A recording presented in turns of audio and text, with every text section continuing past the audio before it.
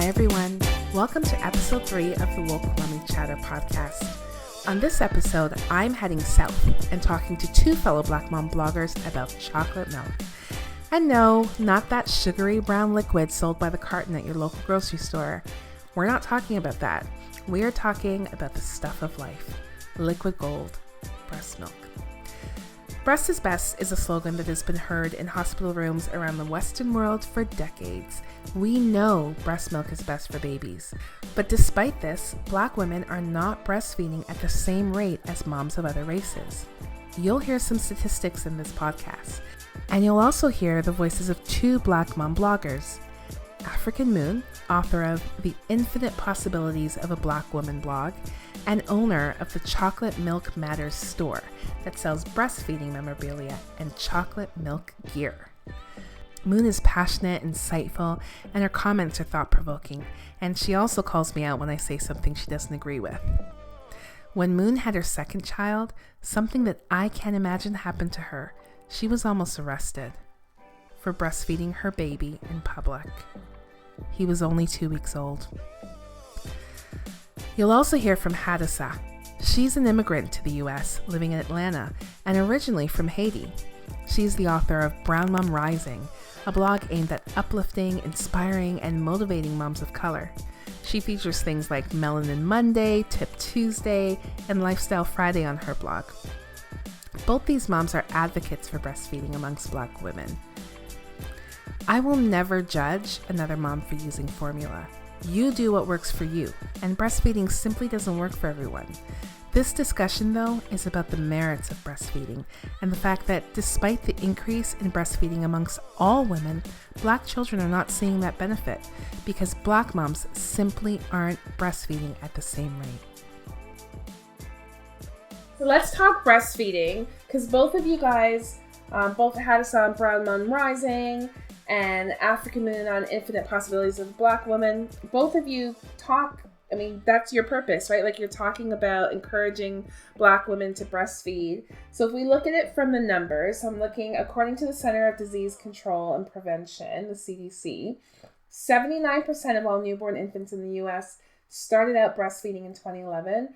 Only 58.9% of Black moms initiate breastfeeding, compared to 75% of white women and 80% of Latino women. Why do you think that number for Black women is so low? Like, given everything we know about the health benefits, what's stopping Black women from breastfeeding?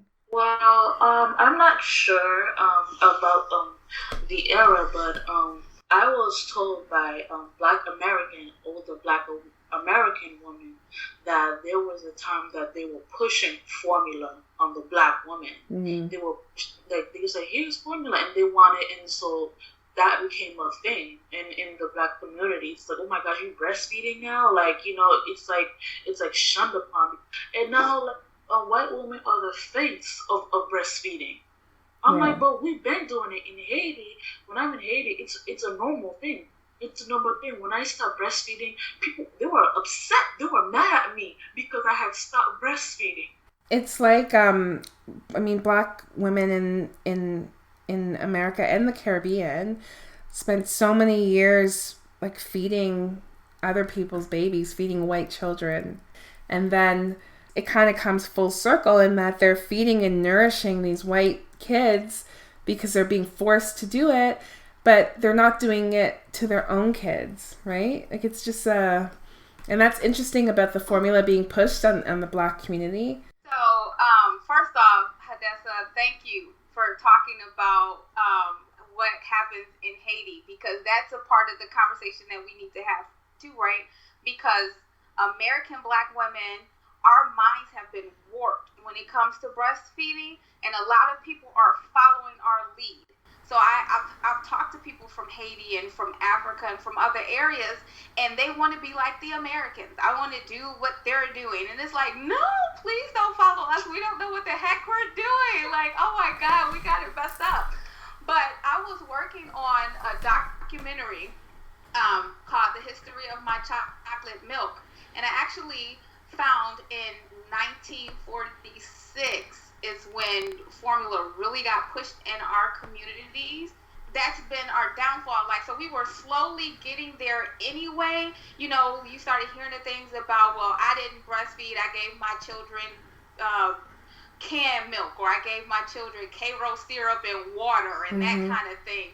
Like, a lot of people were sort of bragging about the fact that they didn't breastfeed because that stigma is there from slavery, from forced wet nursing, and even so much so that people consider you have to be ignorant in order for you to breastfeed. Only ignorant people, uneducated people breastfeed their children, and that has followed us. And it's by design. Yeah. You know, it's by design to keep the Black people down. Like, we have to have those conversations. Is that they have been slowly trying to kill us off for hundreds of years. And formula, like, I do disagree with the fact that you said formula is a good alternative. No, it's not. Like, the USA Today just came out with the fact that 80% of baby formula and baby food has arsenic or lead or BPA in it. Formula is not a good choice. But when you read those stories about Black women don't breastfeed, that does something to you. Whether you realize it or not, that puts something in your head that perhaps I can't breastfeed because I just read 12 articles that said that I can't. You know, and that those things, we have to change those kind of conversations. So this is one of the reasons why I do so much online, because I want for somebody to see something different. When they type in Black women breastfeeding, I don't want for them to see the same thing I saw 10 years ago. I don't want for them to see the same thing that I saw 6 years ago when I had my son. I don't want what they see now when they look, because as soon as you put Black women breastfeeding, if you Google Black women breastfeeding, you'll see all kind of pornographic stuff with Black women doing all kind of stuff that don't really have anything to do with breastfeeding, or you will see all of the negativity. You don't see any positive. And the reason why a lot of positive is not there is because they don't want us to breastfeed. We become our own enemies, where we'll have people like the woman that tried to have me arrested. That was an older Black woman that tried to have me arrested because she didn't want to see me breastfeed. And that's because, like, she was completely appalled by it. And that stigma is so entrenched in her, right? That, you know, why are you breastfeeding? Why are you exposing yourself? Right. Yeah. Yeah, it's so sexualized. Breastfeeding is so sexualized, and I cannot stand it. It's a pet peeve of mine when we first they say something like they sexualize breastfeeding, and then like for guys too, like, oh my gosh, why is her boobs out? I'm like, you like Nicki Minaj's boobs, you like all these people's boobs, but isn't it? It's like. It bothers my soul so much. When they're being used how they were intended, it's a problem. Exactly. Yeah. I'm like, this is nature. You're feeding your child. Yeah. Like, you're just feeding a baby. There's nothing to be sexualized. Like, we're already sexualized. Black women are already sexualized, and now we can't even like breastfeed in peace. And we don't have like the support. Even like we don't have the support of our people. Yeah. You know? I had a conversation with this woman. Oh gosh, for whatever reason, her name's not coming to me right now. But she said that we are the sexual subjects, right? So this is something that I when she said it, I set up like, wow, really? But when I thought about what she said, Kenya K. Stevens, I don't know how I forgot her name, but she said that. But it's the truth, because why is it bad that our bodies are sexualized? It's not bad. Like, obviously people are getting paid off of it all the time. What the problem is that they don't know how to turn that signal off in their head and say that your breast should only be bouncing around for my pleasure, but the moment that a child look like it's nurturing from it, that's where the problem comes in at. Right? Because people don't know how to flip that switch. Yeah, I am an attractive person. You are an attractive woman. You are an attractive woman. If you look at us and you think we're beautiful, good, because you're right. We are gorgeous people. You like our breasts, good, because that is why they're here. We have our breasts not just to breastfeed, but for us to be attracted to each other. That's how the world keeps expanding. When I look at somebody and I'm attracted to them, I want to get to know them. I might want to marry them. I may want to have their child. That's how the world evolves, by us being attracted to each other. So there's nothing wrong with it being a sexual thing, but what the problem is that this world is run by men who think that our bodies should only be desirable to them, and it should not be nurturing. You see? Yeah. So we know there's that stigma. Formula. It's almost like formula has become a kind of, it's aspirational, I guess, in a way. Like it's a sign of prosperity. I'm saying in quotations.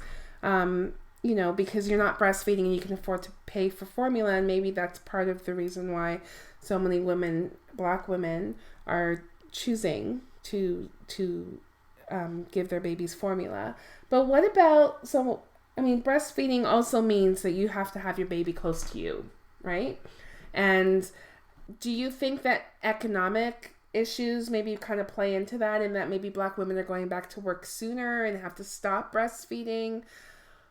Well, jobs need to definitely, first of all, give more maternity leave for mothers.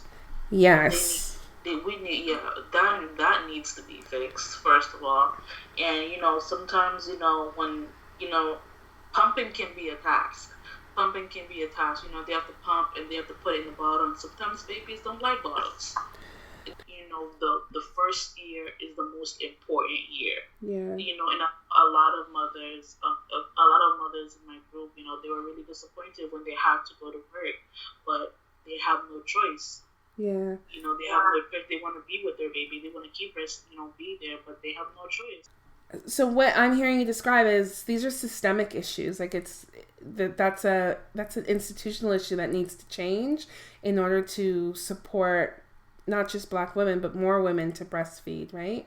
But even when those barriers are not there, so here, where I'm in Canada, we have a year maternity leave, and breastfeeding, I'd say for the most part, is supported. But even then, like, I went back to work with my son when he was just 6 months, just a little bit over.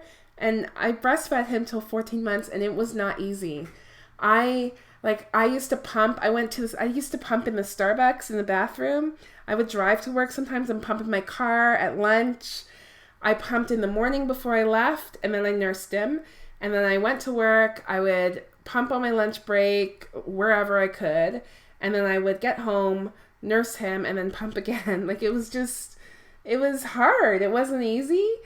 And so I think having that support, like just having that support is you need that, right? Otherwise you're not going to succeed. It takes a village. Yeah. It takes a village. I don't care about anybody saying I can do this on my own. You cannot do it on your own. You need someone. You need somebody. Yeah, you do. Okay, so I'm going to say something that will probably piss off a lot of people that's listening to your show. But it being a systemic issue is a bunch of BS. Okay? Why do you say that? Because this is a part of our abilities being infinite, right? Because if your job is telling you that you have to come back in, and you're hiding out in Starbucks to breastfeed, or you're breastfeeding in your car, or all of these things, then you know what you need to do? You need to quit your job and create a job where you can take your baby with you, right? Because we don't need anybody that does not value you as a woman and as a mother.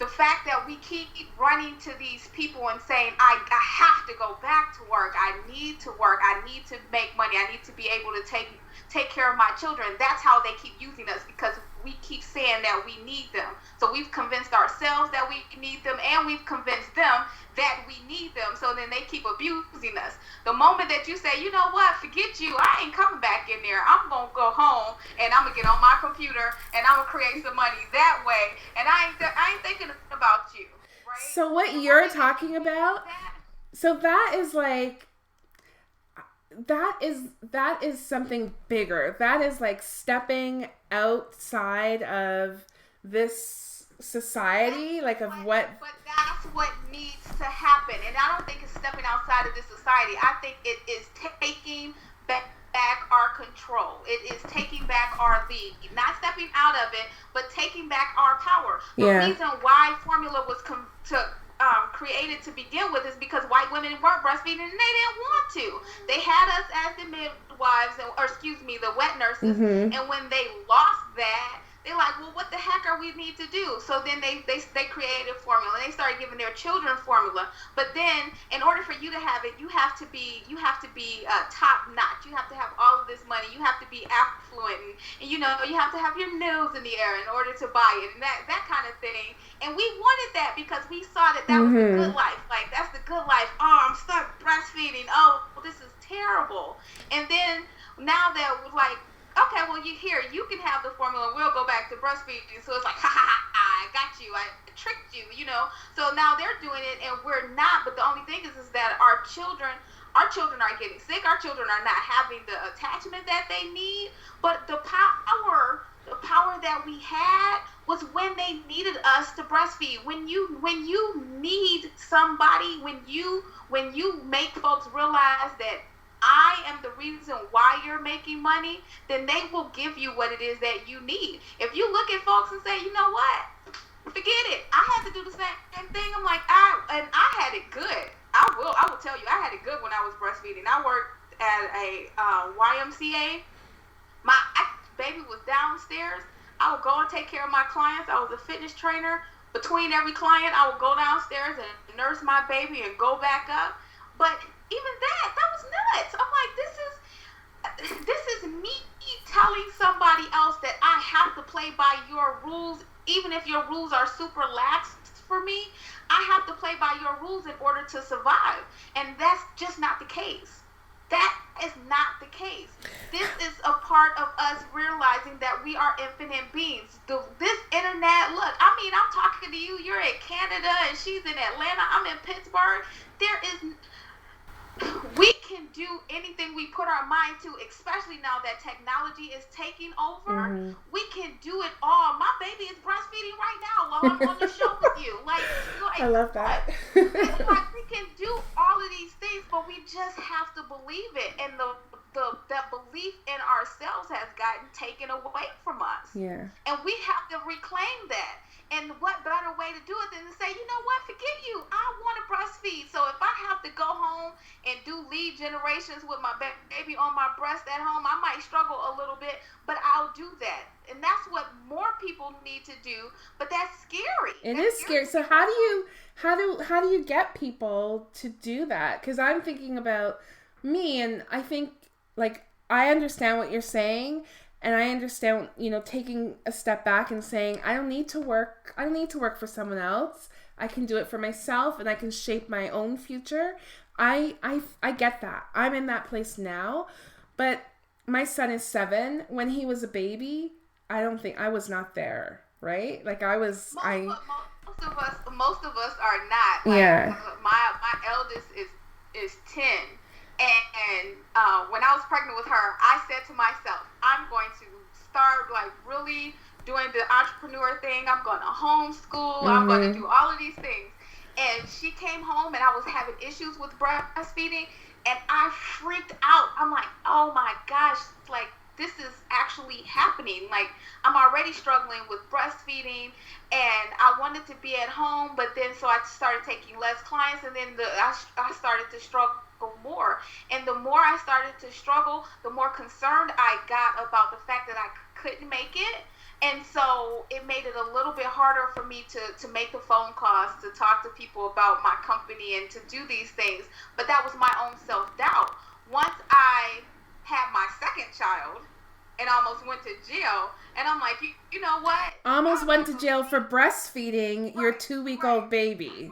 Right. right? But what happened from me almost getting arrested made me realize that there is some force out there that does not want me to breastfeed my child, which means I should be breastfeeding. So whatever it is that I need to do, if I have to fight my fears, if I have to go, like, you can't tell now, but I was very much so an introvert. Like, I didn't like talking to people, like a crowded room. I would be standing in the corner like, please don't talk to me. Like, I would shake in my shoes like, oh my God, they're looking at me. They're going to come over here and talk to me. But that was the person I was. But I realized that something didn't want me to breastfeed. So I had to do the complete opposite. I had to be that person. So I had to step outside of myself in order to make it happen, and what by any means necessary. And yeah, that was scary. Yeah, it was scary. Yeah, I struggled. I'm not going to lie. Yes, I struggled. But at the end of the day, I'm proud of myself. Mm-hmm. I'm proud of myself. My daughter got a chance to see me struggle and come out of that. Like, I'll struggle and come out of it and struggle again. But I'm able to be at home. I'm able to be that mother that I said I wanted to be, and everybody is. Everybody is able to get the life that they want, which is, if you want to breastfeed, you're able to do so. You're going to be able to do that, but you have to be able to say, I'm not going to let you control me, because I'm not a robot. I'm not a robot. I didn't give birth to a robot, and we need each other for us to say, you know what? I know it's gonna be hard, but I got your back. I'll be your cheerleader. I'll be your babysitter. I'll be whatever it is. Like, if I'm at home and if I'm working and you don't, if you're free, can you come here and watch them at my house with me? For me while I'm doing this. Like, that's where the community work comes in at, with saying, I will have your back as you build your business, as you build that life, to let corporate America know that they're not the ones that's in control of you anymore. That's what we need to do, not to change them, because they are who they are. That system is in place the way it's in place. It's working best for them. Every time you have to use formula, the formula company business is a $13.8 billion a year company. They don't want you breastfeeding. So they're not going to make it easy for you. They're not going to make it easy for you. They're not going to change that system, because that system is what's putting money into their pockets. Mm-hmm. So then you have to change the way you think. And then you become that person that's making the money. And then maybe you can help somebody else. But that's what needs to happen. Not changing the system, but rewriting things. Yeah. So, Hadassah, how do you support women breastfeeding? On Monday, for my Monday on my blog, I have a theme called Melanin Mom Mondays. That's right. I love that. And what I do, I just feature any mom that has a story to tell, has anything. It doesn't have to be specifically about breastfeeding. It can just be about anything. I'm just featuring mothers and everything. I recently moved here, so I'm starting, to get back on my feet. So I haven't been honestly consistent on my blog. But that is what that is for, just to feature Black mothers. Mm-hmm. Do you have some advice you want to give a new mom? Did you go through something you want to share? And I just ask them a few questions, and I show my audience. And that's kind of part of building that community that African Moon is talking about, right? Like that support network. Because even if it's just online, it's still a lifeline in a way for a lot of moms. Yes, I want to hear their story. Their story might help someone else. If my story doesn't inspire someone, maybe theirs will, help someone along the way. In African Moon, you're doing more direct advocacy work around breastfeeding and Black moms. Sort of. I have the infinite possibilities, and that's more so talking about my own life. But I also have the chocolate milk gear site. So I actually sell like breastfeeding attire. So you could go on and get a breastfeeding t-shirt, or I have some kick butt gym shoes that has pictures of people breastfeeding on that. I've had people buy backpacks with breastfeeding signs on it. So, the best thing, I'm making a mobile app now called Boobication, and Boobication is for mothers to be able to seek out other breastfeeding mothers in their area, to be able to connect with birth workers in their area, find support groups. My big thing for my children is I turn on like thunderstorms or the sounds of wind blowing or whatever when everybody's all stressed out to calm us all down. So all of those things are going to be on the Boobication app. So anything that I can do to make life easier for mothers, that's what I've been trying to do. So a lot of my things had been community-based, but I've been drawing it out with my documentary and with my mobile application and with my chocolate milk store where people can go and just walk around like you're not breastfeeding anymore. That's okay, but you got a breastfeeding shirt on, so you're still rocking it. You earned the breastfeeding badge. Definitely. It's not easy, that's for sure. It doesn't work for everyone. It's not easy. It's hard. I know when at the beginning, like my mom's a nurse, and I have to say, like if she wasn't around, it was like having my own kind of personal lactation consultant and doula at the beginning. And if she wasn't around, I don't know that I would have been successful at breastfeeding, because it took a really long time for my son to latch. Like it was like almost a month. Like I had to get a nipple shield, which is the best thing in the world. Nipple shields, amazing. I struggle too. The breastfeeding post I had put on my blog is called Diary of a Struggling Breastfeeding Mom. Yes. And, oh my gosh, it was horrible. Oh my gosh. Yeah. It was horrible. My nipples hurt so bad. Yeah. He would not latch properly. I was crying, but although I only breastfed for 6 months, like I made it my mission to get the help that I needed so I could breastfeed. I went to the lactation places. I went to the hospitals. Can you show me? I kept going. Can you show me? Can you show me? And then I got introduced to the breastfeeding pillow. Oh my God. The breastfeeding. The pillow? That pillow saves lives. That pillow saves lives. They were like football hold, cradle hold, and I'm just like awkward. I'm like, what are you guys telling me? But eventually I got it, but I put in the work so I could make sure that I could breastfeed. I didn't just to give up. I'm like, I wanted to do it, so I put in the effort, you know. Yeah, that pillow did not work for me. I will say that. See, but so then that's a perfect thing to talk about too, right? Because my oldest daughter, it took us 6 weeks before we finally figured out breastfeeding, and I think I cried for a month. Like every time she cried, I cried. Yep. When she would sleep, I was crying. It's like, this should not be this difficult. That's right. Like, this is crazy. And then I would call, like, there's a breastfeeding hotline, or there used to be. I'm not sure if they're still in the place, but I would call them, and they seemed like they were blowing me off. And it's like, but we've talked for 30 minutes and you didn't help me any. Like, what the hell? Like, this is crazy.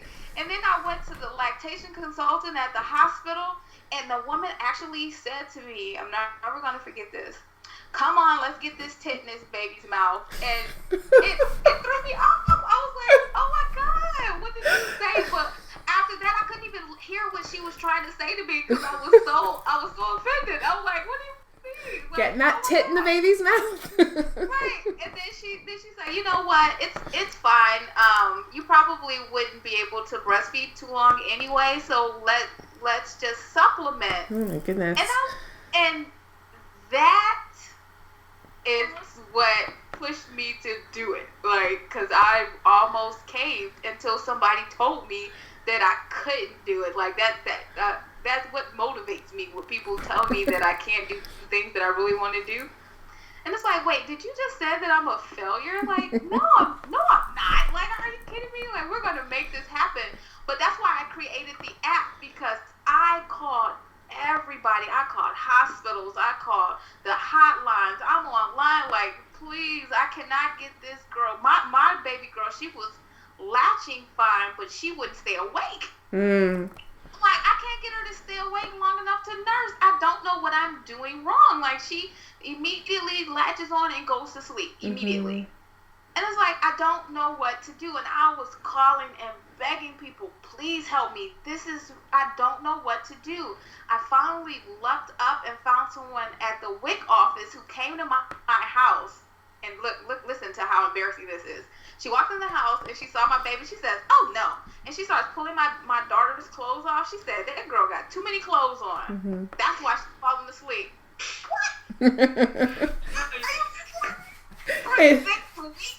Yeah. I put too many clothes on her, and honest to God, she stayed awake long. Like, she fussed, of course, but she breastfed, and we ended up breastfeeding for 3 years after that. Isn't that great? You just needed someone to care enough to take the time to just tell you, right? Like, take the clothes off the baby. Right. She came to my house and looked at us like, no. And just started ripping my daughter's clothes off. She's like, no, too many clothes. And honest to God, like, if it had not been for this woman, I would have caved. I really would have, because I'm like, now I'm starving my child, I feel like, and I'm making myself miserable. Yeah. So, no, breastfeeding is not easy, especially for those of us who come from families who did breastfeed. And that's most Black folks. Most of our families did breastfeed. We don't know what the hell we're doing. Yeah. We don't know what the hell we're doing, and then we're shooting in the dark, and the kids, they don't know what they're doing, and we can't find anybody that knows what they're doing. And then, like, that conversation about it's not easy, that's important, because folks like, oh, I've been struggling, but Moon breastfed for 3 years, so it had to have been easy for her. Honey, no, it was not. Like, that was a struggle. It was a struggle. The reason why we did it for 3 years is because it got easier once I found help. But you have to find the help first. Hadassah, in Haiti, like you said that people encourage you to breastfeed, but do they? Because I know, like, my parents are from the Caribbean, or from Barbados, and yeah, like, my mom encouraged me to breastfeed, but then she felt like it was going on for too long. Like, the baby hit 12 months and she's just like, why are you still nursing? And then it was like, well, you should stop. Like, you can't, how long are you going to leave this kid on the boob? Like, how long is this kid? So did you find that? Was there pressure to stop? There was no pressure to stop. Everybody in Haiti wanted me to breastfeed and to keep on breastfeeding. My milk supply was low, and I was trying all these milk teas and stuff like that, but I wasn't getting results. I kept pumping, and I just had less and less and less, and so that's why I had stopped. But they didn't tell me to stop. But everyone encourages breastfeeding. Now, I'm not gonna say like they're not like big of a breastfeeding like just out in public. They're for breastfeeding, but just having your breast showing in public, they're not down for that. They're not down for it. They're conservative. Self type thing, but they do support breastfeeding.